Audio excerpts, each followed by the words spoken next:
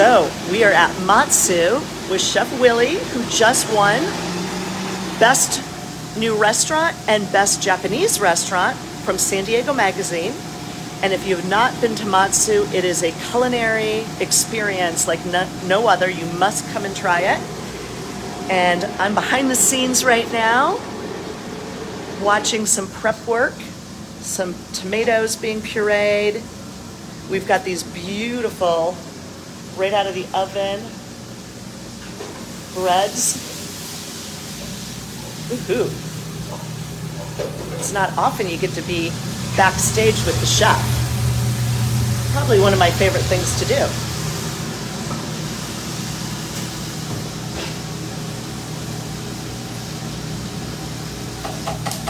Now that was one quick way to puree tomatoes. I love that blender. Vitamix does the best. Oh, Vitamix, okay. So now in the oven you have some pieces of Wagyu, and you're gonna render that? Yeah, we'll roast off and then they'll go into this dashi with a little bit of sake mirin and carrot juice, and then some spices and stuff. We'll let that simmer off for 45 minutes, about an hour. And then from there, we'll throw a bunch of fresh herbs into it, strain it off, have a little steep it. That's just the carrot dashi for sea snails. Sea snails, okay. Just that. Just some sea snails. Easy, easy, easy. We're weird here. So we've got bread ready to go in the oven, and the bread that just came out of the oven. And look at this beautiful restaurant. Talk about zen. Isn't it stunning? Look at these. Yum. These are technically English muffins? Those are English muffins. Huh. Homemade, fresh English muffins. Got some sake back here. Beautiful, beautiful. And now you're putting a little crushed red pepper. Red peppers and Szechuan peppercorns. Szechuan peppercorns, okay. Looking good. Dry spices always in cold.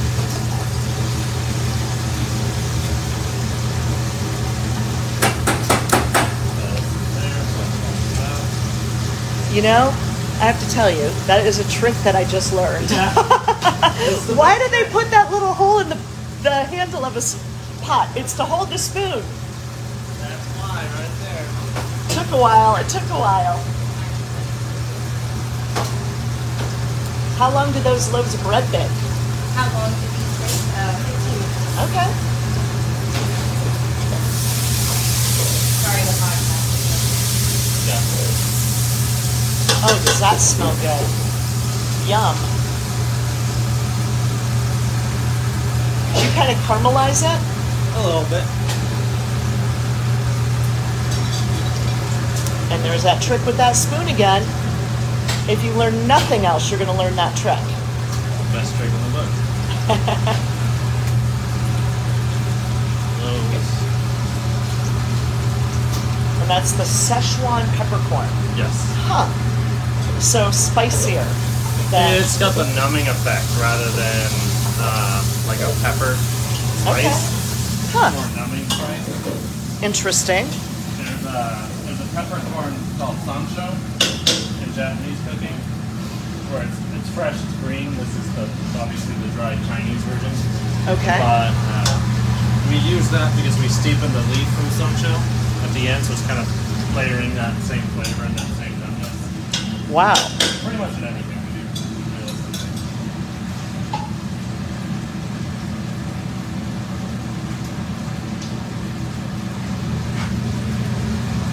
And that is sake? I have never ever used sake in cooking. What a great idea. Okay. Huh.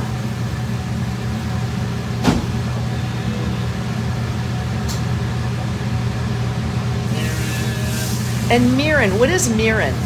It's like sweet sake, more or less. Okay. Oh, like if you're making black cod and you put that miso and mirin together? Okay. All right. I have used that before then.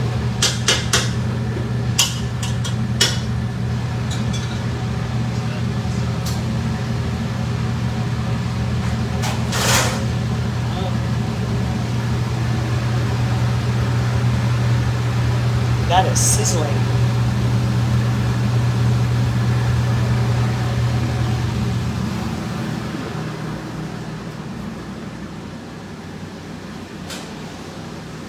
All the prep area.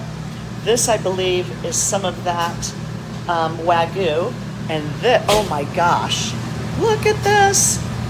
So the Wagyu fat is being put into this. Oh gosh, that's amazing looking.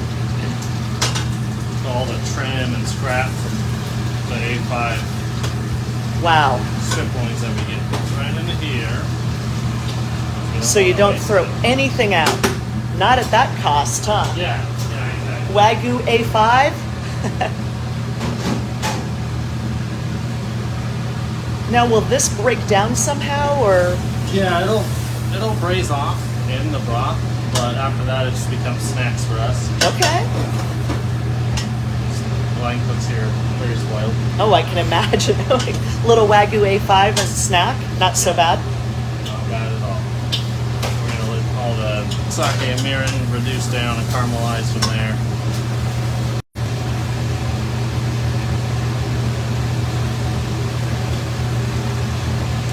Okay, now there is the carrot juice.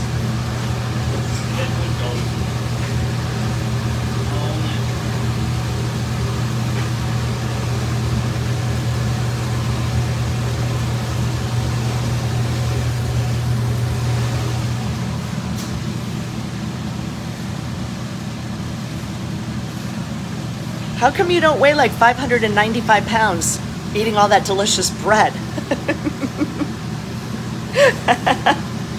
I'm like a bird. Pack. Oh, I don't know how you can do it. You must have willpower. Willpower. For sure.